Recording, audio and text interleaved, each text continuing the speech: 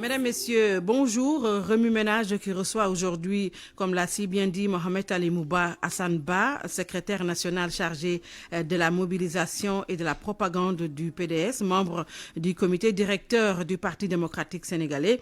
Merci Hassan Ba d'avoir répondu à notre invitation. Merci et bonjour Binta, bonjour à mon ami et aîné Moustapha Faltier, bonjour à vos auditeurs et auditrices de RFM. Alors, nous recevons, vous l'avez dit, Moustapha Faltier, politologue, expert en travail idéologique. Beaucoup d'ailleurs nous ont interpellés dans les réseaux sociaux. Ils m'ont demandé de vous demander qu'est-ce que vous entendez par expert en travail idéologique. Ils le seront. Ils le seront. Bonjour Binta. Bonjour. Bonjour Hassan.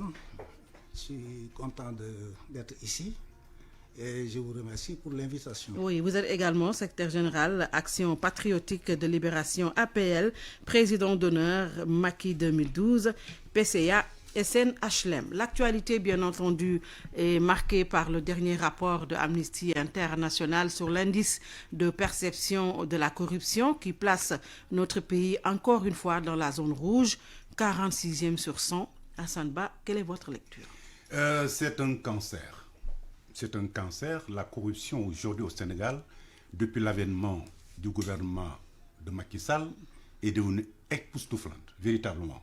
La corruption est extrêmement dangereuse et on la trouve pratiquement dans tous les secteurs de la vie économique.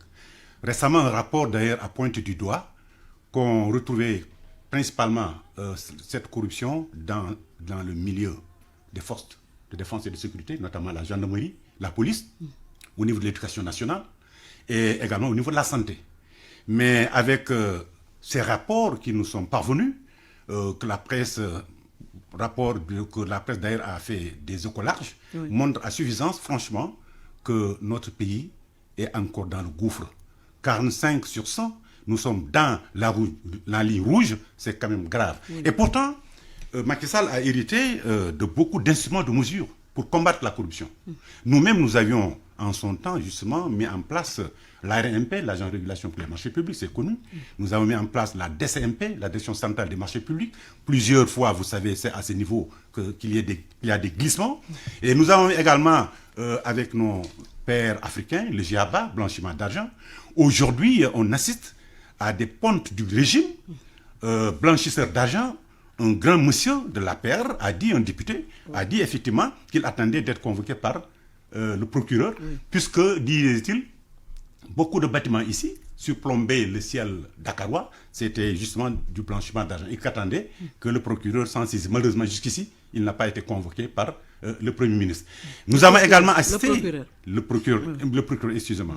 Nous avons également vu que des parlementaires qui ont fait un crime abject, justement, de fausse monnaie, ont été libérés et au détriment d'autres personnes honnêtes à qui, sur un petit soupçon, n'est-ce pas, sont emprisonnés et mis en cachot. Alors je pense que franchement, autre chose également, par rapport à ces mêmes corps de contrôle, le 31 décembre, j'ai suivi avec attention chez le président de la République, président Lapère. J'étais sur un plateau de télévision pour commenter avec d'autres amis le discours du président de la République. Il a dit effectivement que pour l'inspection générale d'État, les rapports lui sont destinés.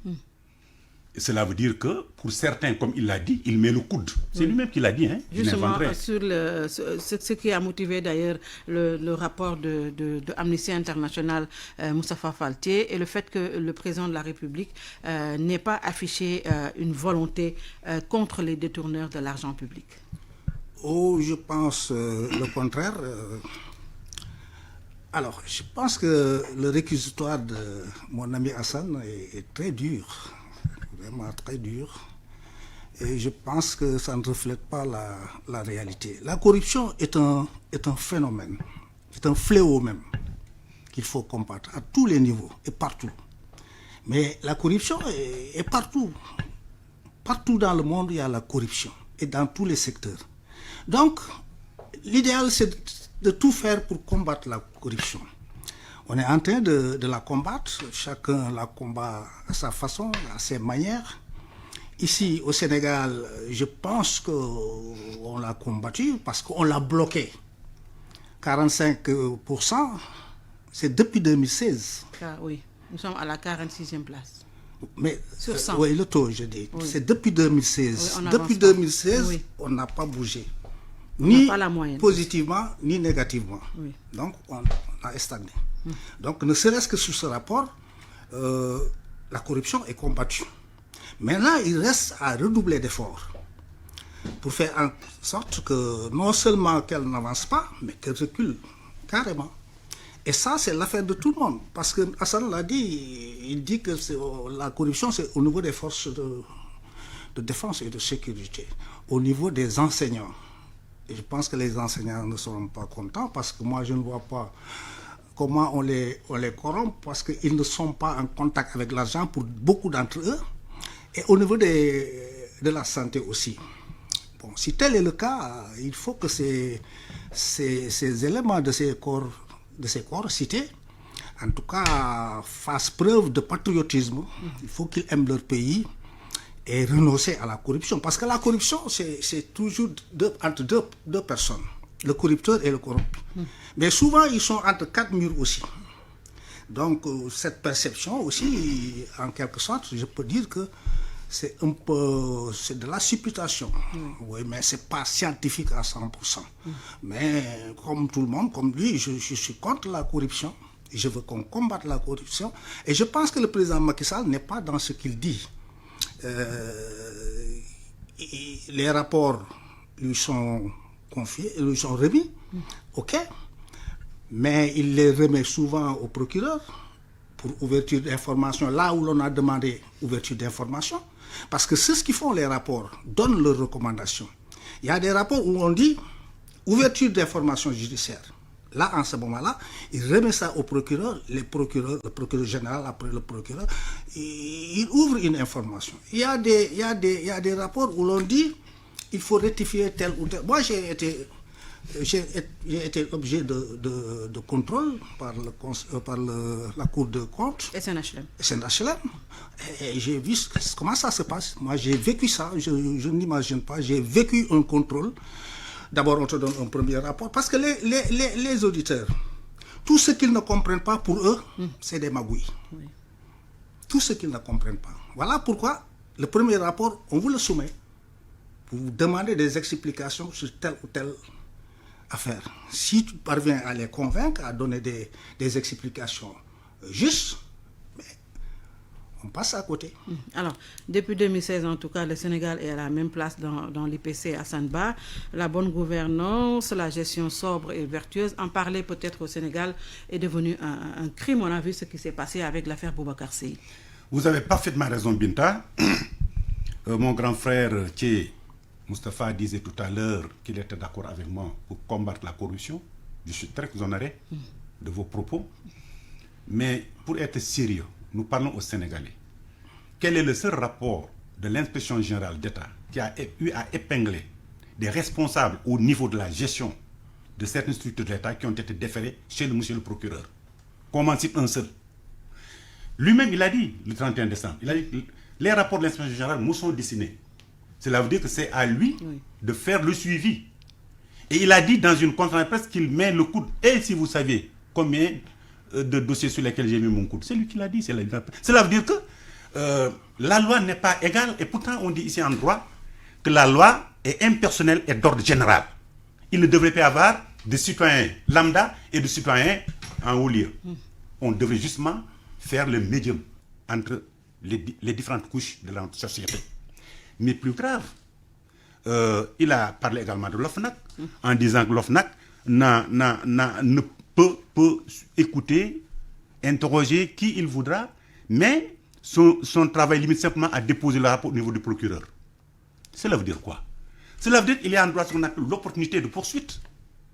Le procureur lui-même est dépendant du ministre de la Justice, qui est son patron hiérarchique, et lequel dépend du président de la République. Si donc il ne donne pas des instructions à monsieur le procureur, aucun rapport de l'OFNAC ne sera étudié. C'est une évidence. Donc franchement, je pense honnêtement, à ce niveau, c'est quand même mal parti. Il ne faudrait pas mettre des Sénégalais dans des situations disproportionnées. Alors, le président de la République a été mis au Sénégal, à la tête de l'État, pour quand même régler certaines questions. Aujourd'hui, tout le monde sait qu'il y a des pontes du régime qui ont été épinglés dans des rapports. Un certain ministre aujourd'hui en charge de l'éducation nationale, à l'OFNAC, il a été matraqué, ministre de l'enseignement supérieur. On a vu d'autres et d'autres et d'autres. On a vu quelqu'un qui était au Prodac, qui est devenu chef de cabinet de M. le Président de la République, 29 milliards Prodac. Je pourrais en citer, véritablement, mais sans épuiser même le temps d'antenne de votre émission, Madame Binta. Donc c'est pour dire franchement... Et la malgouvernance est devenue extrêmement grave. Parce que ces corps de contrôle sont vassalisés au même nom et pour le seul compte du président de la République. Je te donne quelques exemples. Même au niveau de la magistrature, au niveau de la justice. Vous voyez, c'est avec le régime de Macky Sall qu'on a connu aujourd'hui des magistrats qui sont devenus politiciens. Des maires, je prends le directeur général de l'IPRES, sans citer son nom, je prends le directeur général de l'ADL, je prends l'actuel directeur général de Dakar Demdict. Et pourtant, la loi portant statut des magistrats en son article 14 dit que même en position de détachement, ces magistrats ne devraient pas faire de la politique, encore moins verser dans un quelconque élément qui toucherait la politique. Et pourtant, le président de la République, il est là. C'est le gardien des libertés. C'est le gardien de la démocratie. C'est lui, justement, qui devait faire en sorte que lui, qui ne soit pas le premier à violer la loi. Quand M. le président de la République viole la loi, ça devient grave. C'est ça, justement. Voilà des choses qui sont réelles, qui sont là, qui sont concrètes, sur lesquelles on met le doigt. Il ne s'agit pas de dire du mal au régime de Macky Sall ou de dire mal ou de lui dire mal. Non, il s'agit de pointer le doigt des vérités qui sont là, criardes et connues de tous. Oui. Je pense que c'est ça le fond du problème. Oui. Avec cela, la malgouvernance est là, elle est galopante. Elle est galopante. C'est pour cela que nous ne sommes pas prêts aujourd'hui à sortir de l'ornière. Nous sommes dans la boue de la corruption et de la concussion et de la gabegie avec Macky Sall. Alors, est-ce qu'il fallait, Moustapha Faltier, en arriver là avec l'affaire Boubacar Seye? Le président avait quand même promis la reddition des comptes, la CRI pour les autres, l'OFNAC pour nous. À l'heure du bilan, ce sont des dossiers, comme l'a dit Hassan Bass, sous son coude, et d'autres ont juste... On juste rejoint le camp présidentiel pour ne pas être inquiété. Il a raison de répondre sur l'affaire Boubacar Seye. Oui. Mais Boubacar Seye a dit des choses qui sont vraies. J'ai ici le rapport Bol qui a dit qu'il y a eu 193 millions 700 000 euros qui ont été justement injectés dans les milieux des migrations irrégulières. Le rapport est là. Je l'ai avec moi. Le rapport est là, il est avec moi. Et il a raison de demander véritablement que des comptes lui soient fournis au peuple sénégalais. Il a raison. Et ce qu'il a dit, la délégation de l'Union européenne au Sénégal a fait un communiqué disant effectivement qu'il y a eu 130 milliards qui ont été injectés dans des projets de migrants pour stopper la migration clandestine. Et je pense que franchement, Boubacar Seye ne méritait pas aujourd'hui d'être en prison. Il ne le méritait pas parce qu'il a le droit quand même de demander des comptes à son gouvernement. L'article 8 de la Constitution est quand même clair. La liberté d'expression, elle est là, elle est constitutionnelle. On ne peut pas aujourd'hui la prendre et la mettre dans son coude ou la mettre dans sa poche et de dire que moi je fais ce que je veux. Non, le président Macky Sall n'a pas été élu pour ça. Oui, alors, je repose la question. Oui, je pense que pour terminer avec les corps de contrôle, je pense que l'OFNAC n'a pas la mission de poursuivre. L'OFNAC, sa mission n'est pas de poursuivre qui que ce soit. L'OFNAC remet ses rapports au procureur. Charge maintenant au procureur de juger s'il doit poursuivre ou s'il ne doit pas poursuivre. C'est comme ça que ça se passe. Le principe, c'est ça. Et la présidente de l'OFNAC avait dit qu'il avait remis sur la table du procureur 19 dossiers. Et jusque-là, nous sommes restés sur notre fin. Oui, ça c'est une question, c'est au niveau du procureur. Oui. C'est à lui qui doit vider les dossiers. Bon, peut-être qu'il est en train de vider d'autres dossiers, il va les vider tous les dossiers. Je pense que le président, quand il dit que j'ai mis mon coude sur des dossiers, il n'y a que 2 dossiers. Quels sont ces dossiers? Le dossier de Sindili Wade et le dossier de Mme Wade à propos de son hôpital qu'il a construit derrière Kédougou. Voilà, Hassan. Mais il ne les a jamais cités. Excuse-moi, grand frère. Je vous donne l'information. Il ne les a jamais cités. Oui, mais moi je vous donne l'information. Ça, c'est vous qui le dites. Ça vous engage. Parce que j'en sais quelque chose. Ça n'engage pas le président parce qu'il ne l'a jamais dit. Oui, mais moi j'en sais quelque chose. Et puis, Hassan, on s'écoute. Oui, je vous écoute. Parce que j'évite de faire ce que j'avais fait la dernière fois. Parce que mes enfants, été choqué quand je suis rentré à la maison. Pourquoi tu t'es comporté comme ça? Pourquoi tu as insulté le gars? On vous laisse parler. Voilà, Allez-y. donc je ne veux plus être dans ces trucs-là. Donc l'OFNAC, c'est ça son problème. Les dossiers, c'est les dossiers de la fille de ton secrétaire général et de l'épouse de ton secrétaire général. C'est tout. C'est les dossiers. Donc arrêtez de nous parler de ces dossiers mis sous coude. C'est vos propres dossiers qui sont mis sous coude. Et je pense que Hassan, c'est comme si vous avez oublié qu'il y a seulement 8 ans, vous étiez aux affaires. Si vous avez bien travaillé, si vous avez travaillé la corruption, on n'en serait pas là. Le mot mal-gouvernance, c'est à votre niveau. C'est quand vous gérez que les Sénégalais étaient habitués à ce mot mal-gouvernance. C'est quand vous gérez le pays qu'on a constaté à un niveau très élevé la mal-gouvernance. Donc, il faut faire attention sur ça. Et puis, essayons de parler posément. Mais quand même, le président a aussi protégé les 25 personnalités du PDS qui étaient inculpées au niveau de la CRI. Mais qui ont quand même bénéficié de la présomption d'innocence. Ils ne sont pas inculpés, camarades. Oui. Non, ils ne sont pas inculpés. Mais on nous a quand même cité nous dit épinglés. 25 personnalités du PDS dont leurs dossiers ont été instruits. Hassan a parlé quand on dit épinglé, épinglé ne veut pas dire inculpé. Oui. Ils ont épinglé alors. Épinglé, oui. Mais où sont ces dossiers? Ah, mais et si on les a libérés? Quand tu es épinglé? On ne les a jamais arrêtés d'ailleurs. Mais on ne les arrête pas, on les entend d'abord. On les a entendus, les dossiers ont été instruits. Non, mais je suis passé à la CRI et j'ai eu des informations. Ils ont été à la CRI. Moi, j'étais avec. Oui. Mais on a demandé au procureur d'arrêter tout. Non, ça, vous ne pouvez pas le dire, Binta. Et je l'ai eu de sources dignes de foi. Mais ce n'est pas digne de foi, cette source-là. Alors, on ne les a pas inculpés. Moi, j'ai travaillé avec quelqu'un qui, presque chaque mois, on l'appelait à la CRI.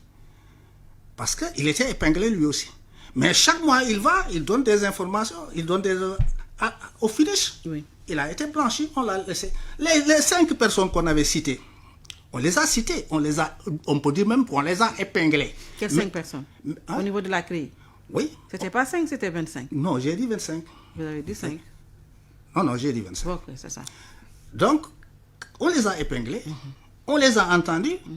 Pour les uns, on les a laissés partir. Oui. Pour d'autres, ils sont en train de rembourser de l'argent. Oui. Il y en a qui remboursent de l'argent sans que l'on chasse. Qui sont en train de non, je ne peux pas citer des noms. Je n'ai pas le droit de les dénoncer quand même. Non, mais est-ce que lui, il peut citer des noms? Peut-être qu'il va en citer tout à l'heure. Non, allez-y d'abord. Il ne peut pas en citer. Oui. Donc, voilà ce qu'il en est des corps de contrôle. Il n'est pas dit que tous ceux qui sont épinglés sont inculpés, sont mis en examen. Non. Épinglé ne veut pas dire mis en examen. Oui. Si les éléments du PDS qui ont été appelés et libérés, mais c'est parce qu'ils n'ont pas fait ce qu'on croyait qu'ils ont fait. Parce que s'ils avaient fait quelque chose... Parce qu'ils ont rejoint le camp présidentiel. Non, avant même qu'ils rejoignent... Non, on les a laissés avant même qu'ils rejoignent le camp présidentiel. Oui. Non, moi, je suis bien cette histoire. Donc, à propos de corps de contrôle, c'est ça. Il faut qu'on fasse attention, ne pas répéter des choses qu'on ne maîtrise pas. Et ne pas aussi avoir le discours des grands places. Et sur l'affaire Boubacar Seye, qu'est-ce que vous en dites? Bon, l'affaire Boubacar Seye aussi, mon ami Hassan a dit qu'il a le droit d'interroger son gouvernement. Oui. Ce gouvernement-là n'est pas le gouvernement de Boubacar Seye. C'est le gouvernement de qui? Non, vous ne devez pas me poser cette question. Vous devez me dire pourquoi. Pourquoi alors? Parce qu'il n'est pas sénégalais. Boubacar Seye n'est pas sénégalais. N'est pas sénégalais. Il est de quelle nationalité? Espagnol. En Espagne, pour avoir la nationalité espagnole, vous jurez de renoncer, vous jurez solennellement de renoncer définitivement à votre nationalité d'origine. À partir du moment où il a obtenu la nationalité espagnole, c'est qu'il a juré de renoncer officiellement, solennellement à sa nationalité sénégalaise. 2. Le Sénégal n'admet pas la binationalité. C'est ce que beaucoup de gens ne savent pas. On n'admet pas la binationalité dans ce pays. Le code de la nationalité dit en son article 18 perd sa nationalité sénégalaise tout Sénégalais majeur qui acquiert une nationalité étrangère. Article 18 du code de... Il a été envoyé en prison pourquoi? Pour ça ou pour ce Non, qu'il a non, réclamé? il a été envoyé en prison pour les accusations qu'il a faites. Il n'a pas dit, il n'a pas demandé, il a accusé. Il a accusé Boubacar dans l'Observateur du 29 octobre 2020, à la page 7. Il a accusé, il a dit, on a dégagé 118 milliards destinés à la lutte contre l'immigration irrégulière. Le gouvernement a bouffé la somme. Ils se l'ont partagé. C'est comme ça qu'il l'a dit. Ça, c'est pas demandé, c'est accusé. Alors, puisqu'il a accusé le gouvernement d'avoir bouffé les 118 milliards, ils se sont fait un partage. Mais on l'a arrêté pour lui demander de donner des preuves. Avant même qu'on l'arrête, il ne devait même pas quitter le pays. Quand on a engagé le dossier, on lui avait demandé de ne pas quitter le pays. Malgré tout, il a bravé l'interdiction de quitter et il est parti. À son retour, on l'a arrêté à l'aéroport parce que ses signalements étaient là-bas. Oui. Alors, Ce qui veut dire que Boubacar doit répondre même de 2 chefs d'accusation. lesquels? Premièrement, Diffusion de fausses nouvelles d'abord. non, violation de l'interdiction de sortie. Ensuite, diffusion de fausses nouvelles qui est frappée par l'article 255 du Code pénal. Oui. Donc, Boubacar n'est pas sénégalais. Donc, dire qu'il demande à son gouvernement des comptes, il n'a pas le droit de demander à ce gouvernement des comptes. Laissez-moi terminer, c'est Oui, intéressant. très bien, on y va très rapidement. Il y a d'autres Oui, sujets. mais il faut argumenter pour que les gens qui nous Oui, écoutent on vous comprennent. écoute, Moi, on je vous sais que tu as compris, tu es tellement vive. Hassan aussi a compris, mais ceux qui nous écoutent... On vous écoute, mais nous sommes rattrapés par... On a d'autres sujets. Ceux qui nous écoutent ne nous comprennent pas. Donc, voilà pour ce qui est de Boubacar. Et le rapport Bol qu'on brandit toujours, qu'est-ce que le rapport a dit? D'abord, le rapport a été fait par un consultant, un sociologue du nom de Mamadou Guimé, qui est au département sociologie de l'université Gaston Berger de Saint-Louis. Et c'est Bol même, c'est la fondation même qui a été la première à se douter de ce rapport. Quand on lui a présenté l'étude, il a chapeauté l'étude par un avis de non-responsabilité. La fondation a dit que ce qu'on dit dans cette étude ne m'engage pas. Et que les erreurs et les omissions n'engagent que son rapporteur, c'est-à-dire le sociologue. Vous voyez, même la fondation qui avait commandé cette étude se doute de l'étude. Il a donné un avis de non-responsabilité. Oui. Et même Mamadou Dibé, qui a fait le rapport, n'a jamais cité l'Union européenne. Il dit, d'après les documents consultés et les entretiens qu'on a réalisés, il semblerait que, etc., etc. Ouais. Alors, ça, c'est grave. il vous a quand même interpellé sur les 2 dossiers que le président aurait mis sous son coude. Viviane Wade avec son hôpital de Ninefetcha, et la fille du président également avec le Festival des Arts Nègres. Également, il a dit que d'autres du PDS ont commencé à rembourser pour ne pas être Je pense, merci Binta, je pense que mon grand frère Moustapha Faltier quand même. Je suis tellement fier d'être votre Je grand suis frère. absolument vous l'êtes. Rassurez-vous, vous l'êtes et vous le demeurerez. Pas de problème pour ça. Mais malheureusement, ces arguments ne me convainquent pas, franchement. Puisqu'il peut se prévaloir d'être un procureur du pouvoir par rapport aux aspects politiques. Pas de problème.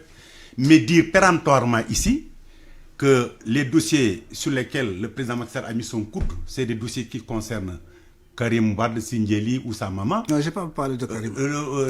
Sindiély Wade et sa maman. Les dossiers. Alors, 2 dossiers différents. Oui, écoutez. De Ils toute ne façon, sont que 2. oui, nous vous avons très bien écouté. Oui. Le président Macky Sall ne l'a jamais dit. D'accord. Il n'a jamais cité des personnes. Dire aujourd'hui que c'est telle et telle personne ne fait que vous engager vous. Ça m'engage. Votre responsable est engagé. Oui, je pense que véritablement... j'ai des sources sûres. Oui, écoutez, vous ne pouvez pas avoir une meilleure source que le président de la République. Et s'il est ma source? Non, écoute, il ne peut pas être votre source parce qu'il est le président de tous les Sénégalais. Mais après, ça, entendons-nous bien, j'argumente. Il dit pas là. Vous êtes en train de faire ce que vous ne vouliez pas que je fasse. Oui, allez-y, on vous Vous êtes en écoute. train de faire ce que vous ne vouliez pas que je fasse. Absolument, mais on vous écoute. Alors, entendons-nous bien? Oui. Alors, donc, je pense que franchement, le président, il doit être à équidistance à tous les citoyens sénégalais.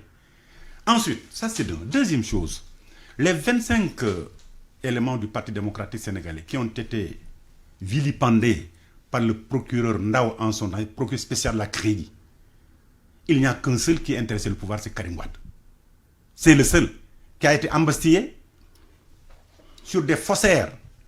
Aujourd'hui, au niveau international, Karim Wade est blanchi.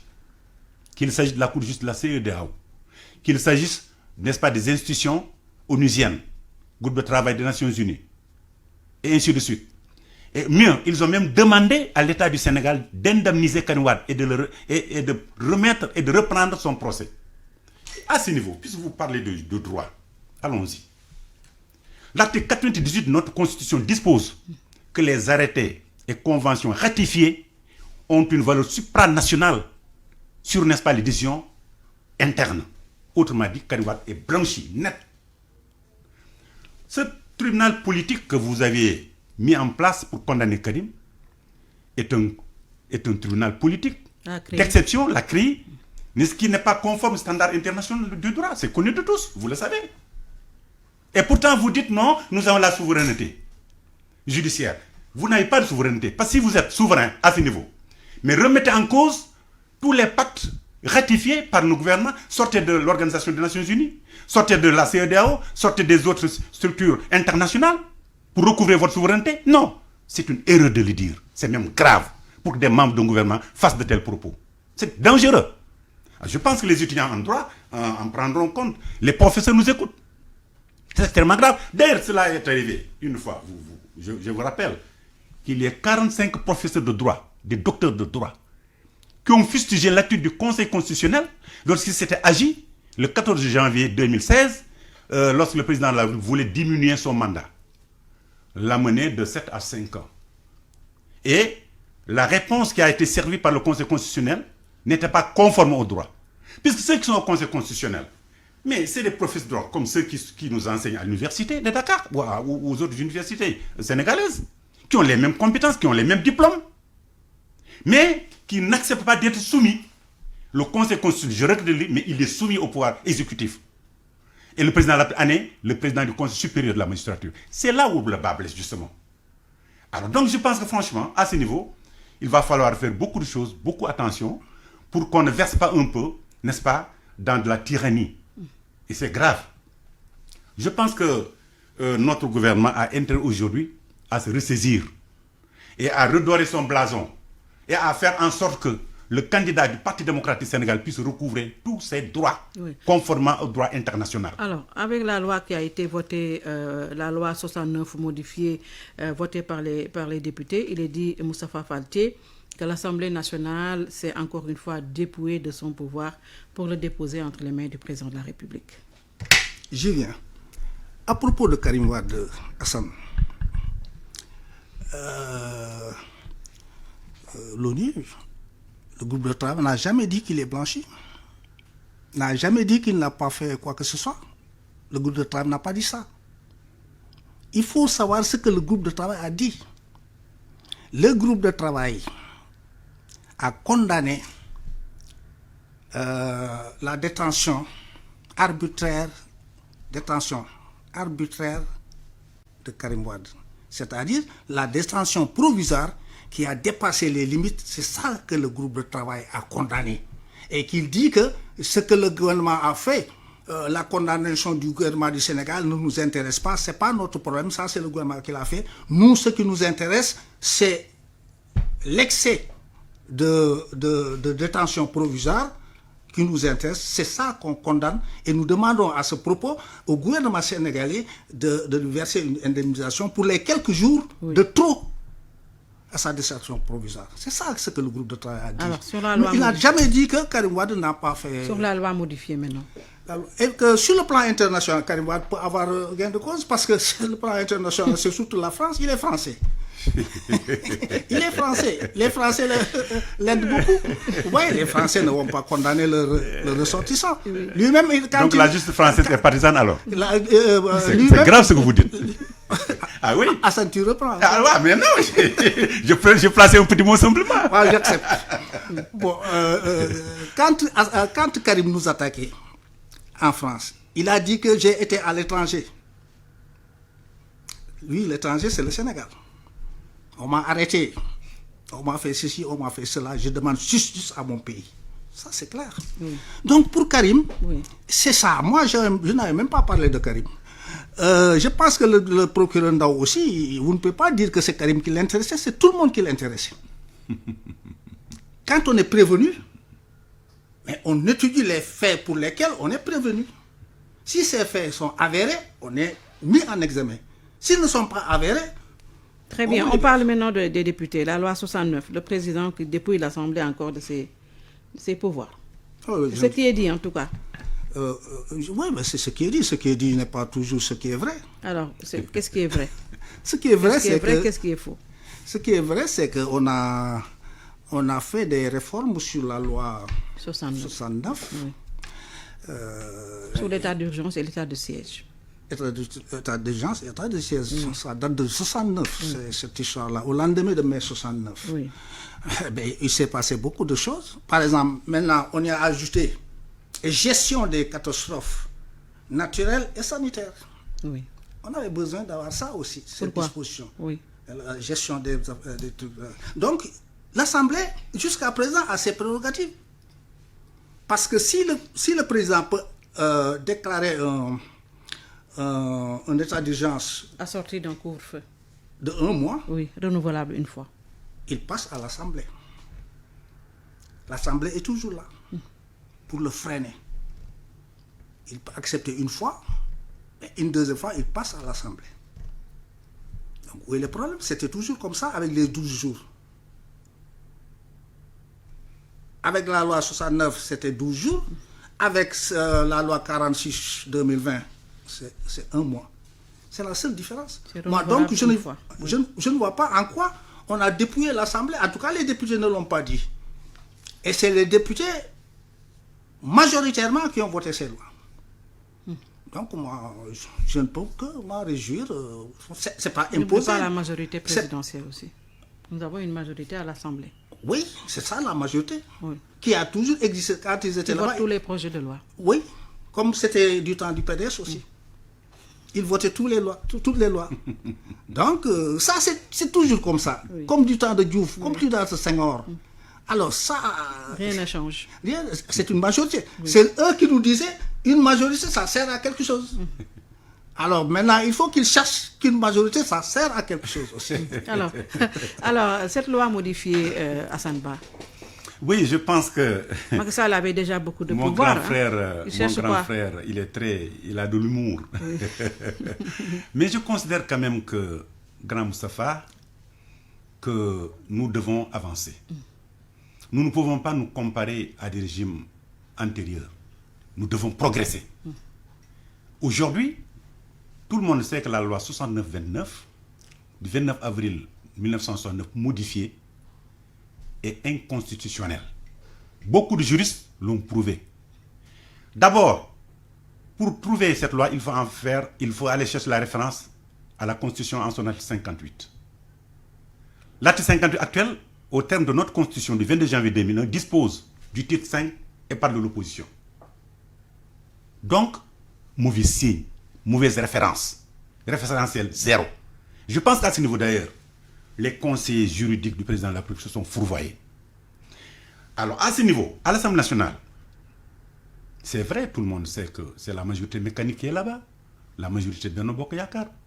Même les yeux fermés, les poings liés, ils votent, ça n'est pas de problème. Mais qu'est-ce qu'ils ont créé aujourd'hui? Ils ont créé un État, un régime d'un non-État d'état d'urgence dans un régime d'état d'urgence. C'est ça l'expression justement. Parce que vous parlez de catastrophe naturelle, catastrophe sanitaire. Mais la loi 69-29 originelle a parlé de calamité publique en son article 2. Quand on parle de calamité publique, c'est supérieur à une catastrophe, quelle qu'elle puisse être. Parce que catastrophe est inclus déjà dans calamité publique. Donc toutes sortes de catastrophes sont inclus, n'est-ce pas, dans le terme calamité publique. Alors je pense qu'à ce niveau, franchement, c'est extrêmement grave. Encore, l'Assemblée nationale est dépouillée Ce n'est pas moi qui le dis, c'est les députés eux-mêmes qui l'ont dit.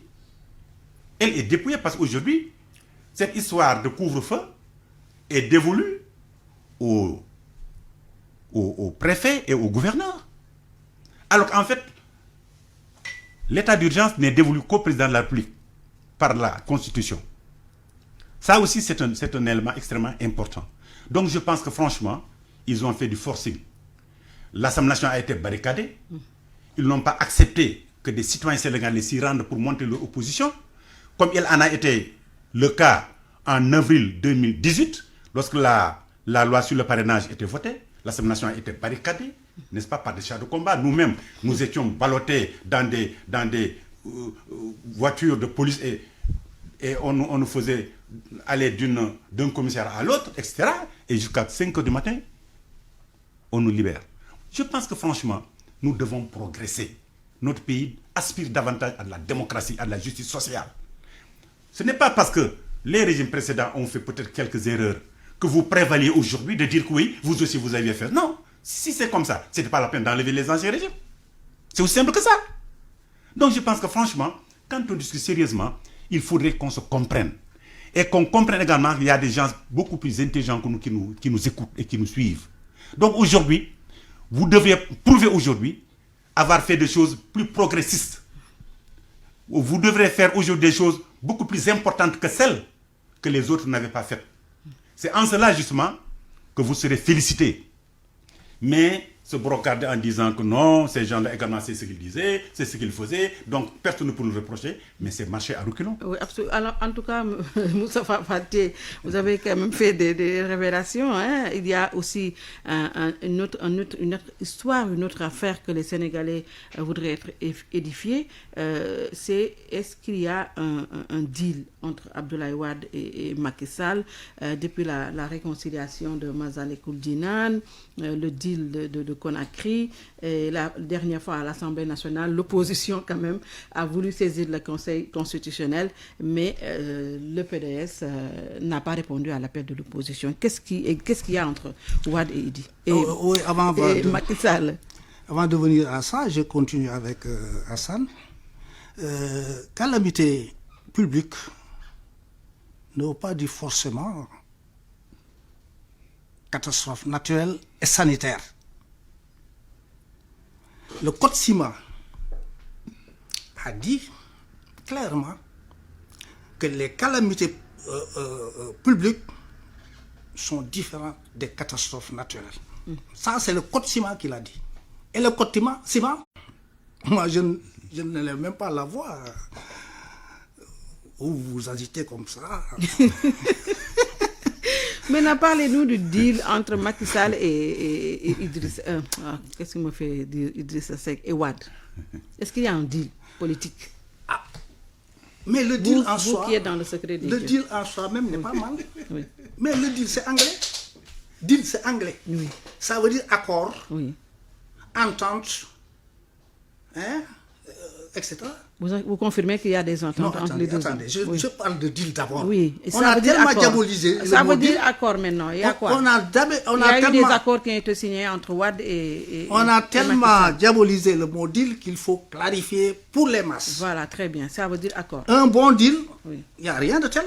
Il y a eu un bon deal entre Non, les deux attendez. personnes. J'ai dit qu'un bon deal, il n'y a rien de tel. C'est bon. Si Abdoulaye Wade et Macky sont en train de préparer un bon deal, mais c'est bien. Parce que la sortie de Karim de prison, quand on l'a gracié, on l'a pardonné, c'est un deal qui est sorti d'un débat très, très dense pendant des mois et des mois. On est arrivé à ce deal, à cette entente d'accorder la grâce à Karim Wade. Et il est sorti. C'est ça le deal. Il faut qu'on essaye de faire de bons deals. Le deal en soi-même n'est pas mauvais. Ce qui est mauvais, c'est un mauvais deal, un deal négatif, mais un deal positif, il n'y a rien de tel. Moi, je ne sais pas si Wade... En tout cas, ils avaient discuté jusqu'à tomber à un deal. La grâce de Karim, c'est un deal. Oui. Maintenant, s'il travaille sur autre chose... Conakry, c'est un deal. Conakry, avant la présidentielle, c'est un deal aussi. Mais, non, Conakry. Oui, mais d'accord. Jusqu'à présent, c'est possible. C'est possible. Les deals ne sont pas mauvais. C'est des accords. Si l'accord est positif, si l'accord ne porte pas préjudice aux intérêts du pays et de qui que ce soit, mais cet accord-là, c'est bon. Alors, donc, qu'il fasse un deal avec Abdoulaye Wade, moi, je souhaite que ce deal soit un bon deal. C'est tout. Est-ce qu'il y a un deal entre Macky Sall et... Je pense que mon grand frère me pardonnera, mais il se discrédite quand il dit qu'il y a un deal qui a fait sortir Karim Wade de prison. Le président... C'est quoi deal? Entendons-nous bien. C'est un accord. Entendons-nous bien. Le président de la République... C'est un accord. Entendons-nous bien, grand. Le président de la République, de par la Constitution, a la prérogative de prendre, n'est-ce pas, un décret de grâce. Il a pris ce décret pour Karim Wade, sans que ce dernier lui demande. C'est connu de tous. Comment peut-il être gracié? S'il vous plaît, s'il vous plaît, s'il vous plaît, s'il vous plaît. Jusqu'ici, on a fait un bon débat, on s'écoute sérieusement, continuons ainsi. Alors, comment peut-on donner à quelqu'un un décret de grâce et l'empêcher d'aller chez lui, l'empêcher d'aller voir son papa, l'empêcher d'aller voir son marabout, l'empêcher de rentrer chez lui, l'empêcher de regarder et d'aller voir ses militants, je vous le dirai, et être déporté très loin de chez nous. Et vous dites que c'est un deal. Je vous le dirai. Quel est le Sénégalais, quel est le citoyen lambda qui accepterait un tel deal? Soyons sérieux. Soyons sérieux. Les Sénégalais nous écoutent. Par rapport à ça, je ne connais pas moi un deal entre Macky Sall et Abdoulaye Wade. Encore que dans les démocraties normales, l'ancien chef d'État et l'actuel chef d'État devraient pouvoir se parler. Ça, c'est dans un cadre normal. C'est dans un cadre républicain. Puisqu'après tout, le président Abdoulaye Wade a beaucoup fait dans ce pays, dans le monde et en Afrique. Puisque Macky Sall... Mais on n'a pas compris quand même la position du PDS à l'Assemblée nationale. Non, écoutez, la position Conakry, qu'est-ce qu'il y a eu là-bas, tout ça. J'ai vu. Conakry, il n'y a rien eu. Les gens ne font que supputer. Il n'y a absolument rien eu. S'il y a un deal, qu'on nous le montre, qu'on nous le prouve. C'est aussi simple que ça. Maintenant, pour ce qui concerne le PDS à l'Assemblée nationale, nous disposons d'un groupe parlementaire, Liberté et Démocratie. Et nous en avons les destinées. La présidence est dévolue au président Cheikh Mbacké Bara-Dolly, qui en est le président. S'il y a un député qui est membre du groupe parlementaire, qui a un projet, ce qui est noble d'ailleurs, mais il devra aller d'abord au niveau du groupe et en discuter avec le groupe. C'est aussi simple que ça. Si le groupe juge que ce projet doit être porté par le groupe, en ce moment-là, il n'y a aucun problème, il n'y a aucune difficulté. Le groupe portera ce projet. Mais si en vérité, ce porteur de projet ne l'a pas amené au niveau du groupe et aller voir d'autres députés en dehors du groupe pour le porter, mais le groupe parlementaire, Liberté et Démocratie, a sa responsabilité dans cette affaire, et en ce moment-là, le groupe prend ses responsabilités. C'est en cela que les députés, justement, ont pris leurs responsabilités en n'acceptant pas une telle position comme ça. Parce que nous, chez nous, nous nous concertons. Nous nous concertons et nous prenons des décisions après concertation. C'est comme ça que ça fonctionne. C'est le centralisme démocratique chez nous. Nous n'imposons à personne des œillères ou une vision. Mais quand même, c'est comme ça que nous fonctionnons. Il est dit que le PDS chercherait à avoir une amnistie. D'autres ont dit non pour Karim Wade. Et on a entendu quand même le PDS dire qu'il veut la révision du procès Karim Wade. C'est quoi? Est-ce que les discussions ne sont pas en cours avec Macky par rapport à ça? Vous avez parfaitement raison. Le PDS n'a jamais parlé d'amnistie.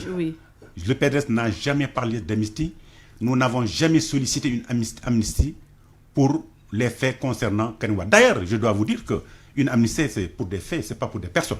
Il est bon de le préciser. Alors, ça, c'est une question qui a été agitée, mais ça n'engage que les auteurs qui l'ont agitée, et certainement le pouvoir en est pour quelque chose. Nous, ce que nous avons dit, c'est justement ce que le Comité des droits de l'homme des Nations Unies a dit, que le procès de Karim Wade devrait être repris. La révision du procès de Karim Wade. C'est ce que nous avons demandé. Nous demandons la révision du procès de Karim Wade. C'est exactement la position du Parti démocratique sénégalais autour de cette question. En tout cas, le président de la République, Moustapha Fall, nous sommes rattrapés par le temps, est en train d'élargir sa majorité présidentielle pour préparer quoi, 2024, ou peut-être que votre parti aura son propre candidat, autre que l'international. Troisième mandat. On va terminer sur ça très rapidement. L'international n'a pas dit ce que vous avez dit. à propos de Karim Wade, c'est pas ce qu'on a dit. On n'a exilé personne. C'est Karim Wade qui s'est exilé lui-même. Pourquoi le procureur de Qatar était venu? Parce que dans ces discussions pour sortir Karim de prison, lui, il en voulait.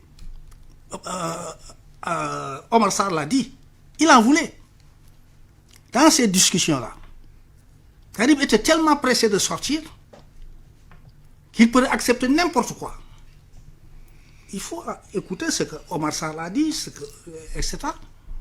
Omar Sarr s'est beaucoup investi sur ça. Le roi du Qatar s'est investi. Et c'est lui-même qui a dit que une fois libéré, qu'il vienne chez moi. Il a envoyé son procureur. C'est pas sur le plan juridique qu'il a envoyé le gars, mais le procureur, ce procureur-là, c'est un ami au roi. Oui, maintenant, il ne reste plus que 3 minutes sur le 3e mandat. Vous préparez le Macky Sall ou un autre candidat? Mais vous savez, Binta, moi, je voudrais répondre mot à mot non, c'est pas possible. à mon ami Hassan. On aura l'occasion qu'il s'agit beaucoup. Non, je ne m'agite pas. 3e mandat. Oui, mais 3e mandat, où est le problème? Le président a droit à un 3e mandat. Moi, je vous dirai, je vous dis d'abord ma position. Oui. En 2024, toute décision que le président Macky Sall prend, je serai preneur et je vais l'accompagner. Et je sais que la décision qu'il prendra sera conforme à la Constitution, notamment à son article 27. Très bien. Alors, ça, c'est ma position. Hassan, on termine. Maintenant, il y en a qui se sont prononcés. Oui. Et pas des moindres. Oui. On a entendu les constitutionnalistes, oui. Ah, vous ne pouvez pas que je le répète? Non, c'est-à-dire que nous sommes rattrapés. Alors, Hassan, sur le 3e mandat, et préparez-vous à répondre sur votre fonction, expert en idéologie. On me le demande encore. Peut-être que vous allez parler. Je constate que mon grand frère a changé de position aujourd'hui sur l'affaire de la 3e candidature, pour être exact. Il ne s'agit pas de mandat. C'est ce que j'ai dit, moi. Pour être mandat, il faut d'abord... J'ai été le premier à le dire. Oui. 3e candidature. 3e candidature. Vous faites que me le prendre. Mieux que ça. Oui, laissez-le terminer Mieux que ça. Non. Aujourd'hui, il dit tout ce que le président Macky Sall prendra en 2024, il est avec. Oui. C'est pas ce que vous aviez dit en mars 2019, lorsque vous animiez la conférence de presse, alors coordonnateur de Macky 2012. Vous aviez dit que le président Macky Sall termine son mandat en 2024 et il pourra se représenter en 2029 parce qu'il n'aura pas 75 ans. C'est ce que vous aviez dit. Et les journaux l'ont rapporté, notamment le journal quotidien. Ça, c'est clair. Aujourd'hui, vous changez de position. Non. Vous ne finissez que vraiment de changer de position. Ensuite, l'article 27 de la Constitution est très clair. L'article 27 de la Constitution dit le mandat du président de la République est de 5 ans, point. Nul ne peut exercer plus de 2 mandats consécutifs. Oui. Que Macky Sall ait exercé un premier mandat de 10 ans, de 15 ans, c'est un mandat. Merci. Oui. Qu'il en rajoute un autre de 5 ans, c'est un mandat. Oui. Les 2 mandats sont consécutifs. Oui. Il ne peut plus se présenter. C'est fini. C'est clair. Non, soyons sérieux. C'est très clair. Il a dit, les bandes sonores sont là. Oui. Les coupures de presse sont là. Oui. Il a même demandé à ses amis comme vous de ne pas en parler. Merci. Alors pourquoi vraiment en parler? Il ne peut pas se présenter en 2024, c'est terminé pour lui.